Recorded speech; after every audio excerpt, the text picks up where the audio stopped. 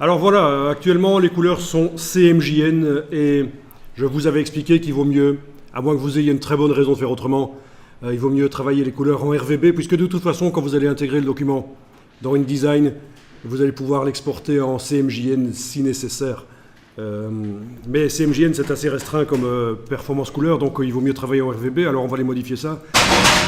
Menu, fichier, mode colorimétrique du document, vous choisissez couleur RVB. Fichier, mode colorimétrique, couleur RVB. C'est quelque chose qu'on aurait pu choisir dans la boîte nouveau document. Il y avait le choix, mais on peut le faire encore après. Voilà, on est en RVB, c'est parfait.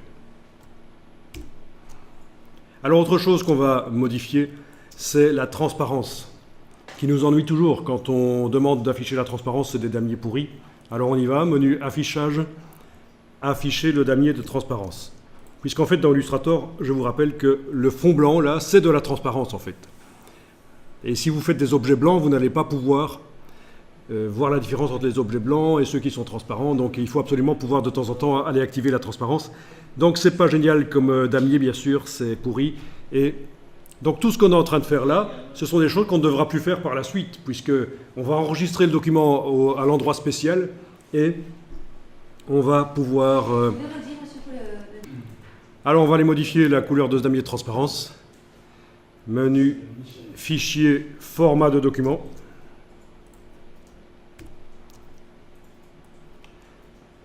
Oui, parce que le problème dans Illustrator, contrairement à Photoshop, c'est que ça se règle pour chaque document, en fait.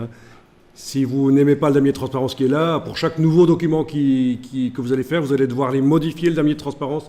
On va justement essayer d'éviter ça. Donc... dans fichier, format de document, je vais choisir ici grille de transparence grande, couleur moyenne, et je vais même cliquer sur un des deux échantillons de gris ici et le faire se rapprocher de l'autre.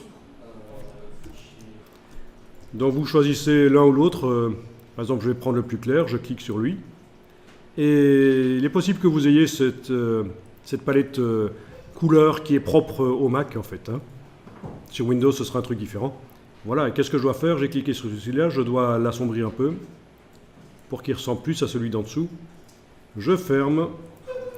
Voilà, ils sont semblables, mais pas encore assez. Je clique à nouveau, j'assombris, je ferme. Voilà, je trouve que c'est sympa comme damier de transparence. Là, c'est pas agressif, c'est doux. Donc je clique sur OK. Et voilà, ça me paraît bien. Voilà, alors tout le reste de Illustrator pourrait être modifié. Si vous utilisez souvent certains motifs, vous allez pouvoir faire en sorte qu'ils soient d'office dans chaque nouveau document que vous créez. Même chose pour les couleurs, même chose pour tous les brushes, tout peut être modifié. Alors on va peut-être par exemple aller ajouter des motifs. Donc menu, fenêtre, nuancier. Bon, une des choses que je vais faire ici dans le nuancier, c'est que je voudrais des nuances de grande taille, donc je vais peut-être aller ici dans le menu fenêtre, demander affichage par grande vignette. Ensuite, je vais ajouter certains motifs qui existent déjà, qui sont livrés avec Illustrator, mais je pourrais ajouter des motifs que j'ai fait moi-même ou qui viennent du web, bien sûr. Donc, vous avez ici la bibliothèque. En bas à gauche, l'icône de livre, c'est la bibliothèque. Et vous pouvez aller chercher motifs. Par exemple, motif décoratif, héritage décoratif. Il y a une palette qui s'ouvre à côté. La palette, pour voir ce qu'elle contient, je vais aussi agrandir ces vignettes. Affichage par grande vignette.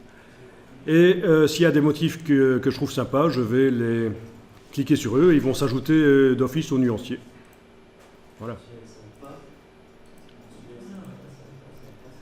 On peut aussi faire clic, majuscule, clic pour les sélectionner toutes, tous. Clic sur le premier, majuscule, clic sur le dernier. Et dans le menu ici, demander ajouter au nuancier. Comme ça, ils y sont tous.